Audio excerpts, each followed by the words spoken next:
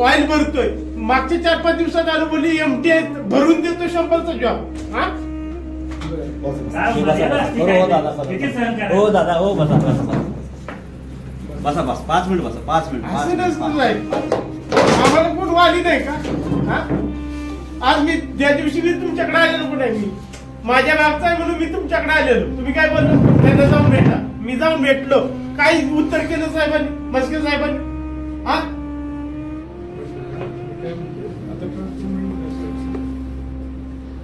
साहेब दरवेळेला अशी उत्तर मिळते. आज एक उत्तर असते की तासावरून दुसरं उत्तर मिळते. हा शेतकऱ्यांच्या आसरू सुद्धा तुम्हाला दिसत नाही. आत्महत्या करावी का त्यांनी? सांगितलं त्यांनी जनावर पाणी पाजन काय होतं. तुमचा देव लोखंडे कोण आहे? त्या दिवशी मी माझी गाडी आणली, तो माझ्याचे 2000 रुपये साहेब भाडं मागतोय म्हणून मी माझी गाडी आणली. तर मला बोललं ते लाईनमॅनला बोलतोय की ते गाडी कशाला आणली त्याची, आमच्या पोटावर का पाहिजे देतो. डीपी चेंज करताना सुद्धा पैसे घेतात त्याच्याकडनं. त्यांना आणायचं करायचं, त्यांना तेल घालायचं. एमएससीबी काय करतं? मी माझी गाडी आणली तर हे करता का तुम्ही? ऍडजस्टमेंट झालं तर मिळत आहे, करू आपण. कंपनीनं डायरेक्ट आलं तर तिथं कुठे साहेब बस साहेब कुठं काय बाहेर म्हणजे कुठे लोकेशन असेल का नाही? आम्ही त्यांच्याकडे येतो म्हटलं होतं. तास झालं 2 तास बसलो. काय जेवायला गेले त्यांच्या समोर लोक शेतकरी थांबले. खासदारांनी बोललं की पळत जाते का शेतकरी जनतेच्या पैशातनं पगार मिळतो. आमदार खासदार मंत्री नाहीत देत. ते बदलत राहतात. सरकार येतंय जातंय. 2-2.5 वर्ष मी येतोय, कधी एवढं उतरावं झालं नाही. समजून घ्यायला आम्हाला सुद्धा 15-15 दिवस पडे घालायला होतोय. बॉसने सांगितलं परवा सर्वे करून घ्या. बॉस म्हणून तुम्ही डीपी द्यायला तयार आहे. काय म्हणले हरमल साहेब परवा? द्या म्हटले सर, लगेच देतो म्हटले. काय विषय नाही. पैसे नको काय नको माझं. आता दिलेत म्हणून सांगितलं दिवशी 90 डीपी दिलेत म्हणून सांगितले. कुठे गेले मग? कुठे बसले डीपी ते? बोल साहेब तुमच्या तिथं पाणी नाही, टँकर येतो. माझ्या तिथं 20 फुटावरून नदी वाहते, वरती ऊस वाळून चालेल. काय केलं पाहिजे? कधी होणार आहे? आज 4 दिवस झालं ट्रान्सफॉर्मर जळून. कधी होईल? किती दिवसात किती वेळा ट्रान्सफर फेल झालाय?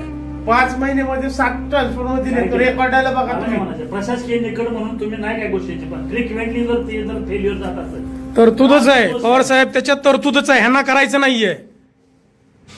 ह्यांना करायचं नाही. ह्यांना शेतकऱ्यांना लुटायचं आहे. शेतकऱ्यांना पैसे काढायचे, एक्स्ट्रा काढायचे, त्या कॉन्ट्रॅक्टरला मध्ये घालायचा. निधी नाहीत का? रिपेअरिंगसाठी नाहीत निधी, मेंटेनन्ससाठी निधी नाहीत. आणि दरवेळेला आमदारांकडे जावा, खासदारांकडे जावा, लोकप्रतिनिधींकडे जावा. लोकप्रतिनिधींचे काही एजंट म्हणून काम करतात का?